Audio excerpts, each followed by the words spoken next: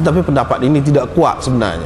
Sebab apa? Abdul Rahman bin Auf sendiri sudah tengok dah Nabi SAW. Dalam riwayat akan datang, dan dalam kitab-kitab lain pun ada sebut juga, dia tengok dah, dia sendiri nak undur dah, tapi Nabi SAW suruh. Dia teruskan sembahyang. Mana dia sudah tengok dah. Tasbih ni tidak kerana itu. Bahkan dalam riwayat yang lain, dalam Bukhari apa, disebutkan sahabat-sahabat ni dia tepuk tangan.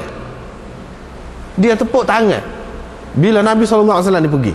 Dengan sebab itu, dalam peristiwa ni, lepas tu Nabi SAW kata, innamat tasfiqu lin nisa.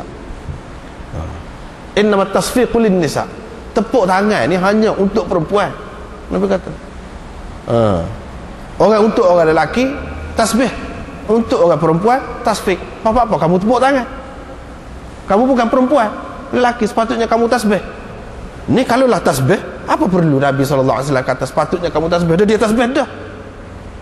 Menunjukkan tasbih ni kemudian, bukan ketika Nabi SAW tu mari. Ketika tu mereka ni tak tahu lagi macam mana cara nak tegur orang dalam sembahyang, sehingga ada yang tepuk tangan. Tepuk tangan tu lagu ni lah. Tepuk tangan lagu tu. Jadi kalau ramai geger juga. Nabi SAW tak kenal tepuk tangan lagu tu. Sebab tepuk tangan lagu tu dalam sembahyang untuk perempuan tegur, untuk imam. Kalau lelaki, dia kata subhanallah. Bapa tak kata subhanallah. Ni dalam ni kata subhanallah. Ini menunjukkan subhanallah ni kemudian daripada sembahyang, bukan dalam sembahyang. Sebab kalau dalam sembahyang, dia tahu dah apa dia tak kata tadi. Dia duduk tepuk tangan tu buat apa? Baiklah. Imam Malik pula kata, tidak lagu tu. Orang perempuan pun tasbih juga dalam sembahyang. Dia kata kalau nak tegur tu imam, subhanallah juga. Hak tadi tu Nabi SAW nak cerita tak molek buat tepuk tangan lagu tu. Itu cara orang perempuan tu. Bukan dia nak cerita dalam sembahyang ni ada pembahagian orang lelaki tasbih, orang perempuan tasfiq. Tasfiq tu tak molek mana-mana pun. Kalau di luar sembahyang biasanya dilakukan oleh orang perempuan. Orang lelaki tidak buat lagu tu. Makna dalam sembahyang kena subhanallah berlaku, kata dia. Ini masalah khilaf lah. Yang lebih tepatnya iaitu tasbih ni selepas sembahyang. Selepas sembahyang terkejut tu lama kan, jadi kita bersalah ke sebab kita mendahului Nabi SAW. Macam mana? Itu sebabnya tasbih. Subhanallah, subhanallah. Dia kata lagu tu. Tapi bila Nabi SAW beri salam, dia pun kata kepada mereka, betul dah tu hak buat tu, betul dah, molek dah tu, molek tu, buat lagu tu molek. Semula lagu tu lah. Yang ni kalau tu imam lambat, biar orang lain naik lah. Kalau tu imam tu lambat, biar orang lain naik lah. Terutama dalam perjalanan, dalam keadaan yang tidak menentu begitu. Janganlah ditunggu-tunggu sampai lewat. Sembahyanglah. Itu molek dah lah tu buat tu lagu tu. Dan Nabi SAW pula nak ajar kepada umat bahawa orang yang lebih ni boleh mengimamkan mafdul, mana orang yang kurang daripada dia. Tidak semesti kata nak jadi tu imam ni hak paling lebih di kalangan ramai-ramai. Itu tak mesti. Orang hak lebih boleh duduk di belakang, tak apa, boleh lagu tu. Seperti yang dia buat ni lah. Seperti dia buat. Di samping itu dia nak ajar pula bagaimana secara praktikal, bagaimana kalau sembahyang ni dah serakaat saja dengan tu imam, nak tambah berapa, nak tambah berapa. Jadi tambah tambah.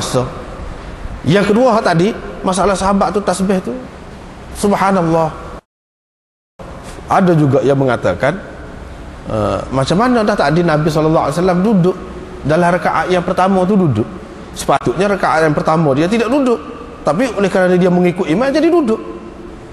Adakah itu satu kesilapan, terlupa ke apa ke? Jadi sebab tu kata subhanallah. Sebab tu kata subhanallah. Ada yang mengatakan begitu, tapi itu pun tak berapa tepat juga. Sebab apa hak ni apa ni dikatakan subhanallah ni selepas sembahyang. Bila selepas sembahyang, setelah duduk sama-sama dah. Setelah duduk sama-sama dah. Kecuali kalau kita kata yang kata subhanallah tadi hak pergi bersama Nabi SAW, dia takut Nabi terlupa sebab duduk dalam rakaat yang pertama tu subhanallah, subhanallah. Tapi Nabi SAW tetap tidak bangun, nak tunjuk kepada orang ramai bahawa sembahyang ni kena ikut imam. Kalau imam tu dia duduk, kita duduk. Jadi 2 kali duduklah sembahyang subuh, tak kira 2 kali duduk pun. Itulah cara sembahyang. Itu pengajaran kepada kita. Sebab itu dia buat berlaku begitu kepada Nabi SAW. Apa yang berlaku kepada Nabi SAW ni kadang-kadang nak menunjukkan kepada kita bahawa kalau kita buat gitu pun tidak kurang.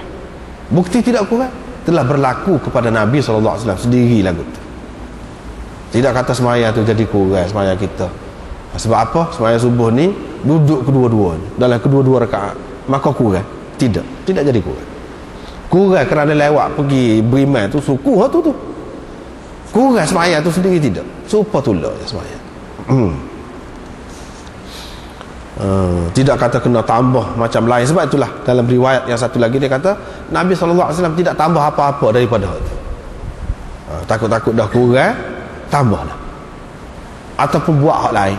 Tetapi Imam Abu Daud kata ni beberapa orang sahabat ni, Abu Sa'id Al-Khudri, Ibnu Zubair, Ibnu Umar, dia kata kalau sesiapa dah serakaat dengan tu imam semaya, dia kena sujud sahwi.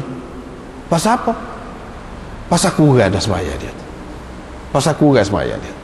Tetapi jumhur ulama dan sahabat sendiri di kalangan sahabat mengatakan tidak lagu tu. Kalau kurang, tentu Nabi SAW buat dah sujud sahwi. Dan dia tidak sujud sahwi. Dalam riwayat ni tak ada sahabat pun kata Nabi SAW sujud sahwi. Maka tak ada lah sujud sahwi. Tetapi orang lain, sahabat yang kata ada sujud sahwi tu, dia faham sujud sahwi ni untuk menampung kekurangan. Dan ini satu bentuk kekurangan jugalah. Tetapi hak jumhur ulama dan sahabat mengatakan kurang apalah. Dan Nabi SAW pun tak ada buat sujud sahwi tu, menunjukkan tak kurang. Itulah dalil yang menunjukkan bahawa walaupun sembahyang tu tidak serupa biasa, duduk dua kali tapi tidak kurang. Kalau kurang, tentu Nabi SAW sujud sahwi ke atau tambah lagi ke? Tidak. Bahkan dua sahaja yang dilakukan. Lepas pada tu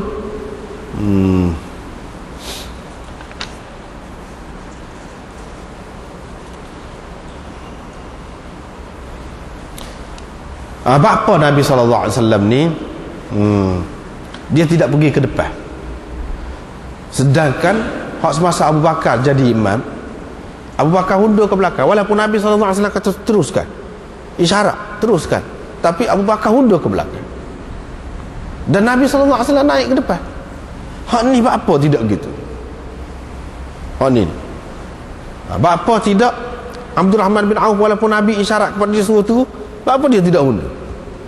Kalau undur kita kata tentulah Nabi SAW naik. Takkanlah tak tahu siapa dia tu imam pula, kena naik lah. Seperti mana yang berlaku kepada Abu Bakar itu. Apa begitu? Jawab ulama iaitu Nabi SAW tak say naik tu, dia takut jadi celaru semaya tadi. Takut jadi celaru semaya. Sebab apa? Sebab begini, Nabi SAW sudah masuk dalam rakaat yang kedua. Bila masuk dalam rakaat yang kedua, kalau dia jadi imam, dia mestilah kena bangun. Dia mestilah kena bangun. Sebab itu rakaat yang pertama kepada dia. Tetapi kepada orang yang sudah ikut Abdul Rahman bin Auf ni, rakaat yang kedua, bila rakaat yang kedua dia kena duduk. Jadi celaru. Dia takut celaru tu, sebab itu dia suruh teruskan. Dan Abdul Rahman pun faham maksud Nabi SAW tu, sebab itu dia teruskan. Adapun kes Sayyidina Abu Bakar tu tidak lagu tu, sebab dia belum lagi rokok. Belum dapat satu rakaat lagi. Mana di permulaan sembahyang Nabi SAW sudah mari. Sebab itu dia undur.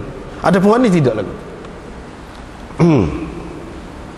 Ada juga ulama yang mengatakan Sayyidina Abu Bakar dia memilih sulukul adab berbanding imtithalil amar. Dia mengutamakan sulukul adab daripada imtithalil amar. Abdul Rahman bin Auf sebaliknya, dia mengutamakan imtithalul amar daripada sulukul adab. Ini cara anak murid dengan guru, cara anak buah dengan ketua. Sayyidina Abu Bakar dia pilih hak lagu mana? Kita kena lebih beradab. Walaupun dia tak bagi kita turun, tetapi kan dia lebih lagi. Semaya dia tentu lebih lagi. Kalau dia jadi kepala lebih lagi, kita kena hormat, kita kena mengalah. Itu maknanya pilih hak adab. Utamakan hak adab daripada menjunjung perintah. Nabi SAW suruh teruskan.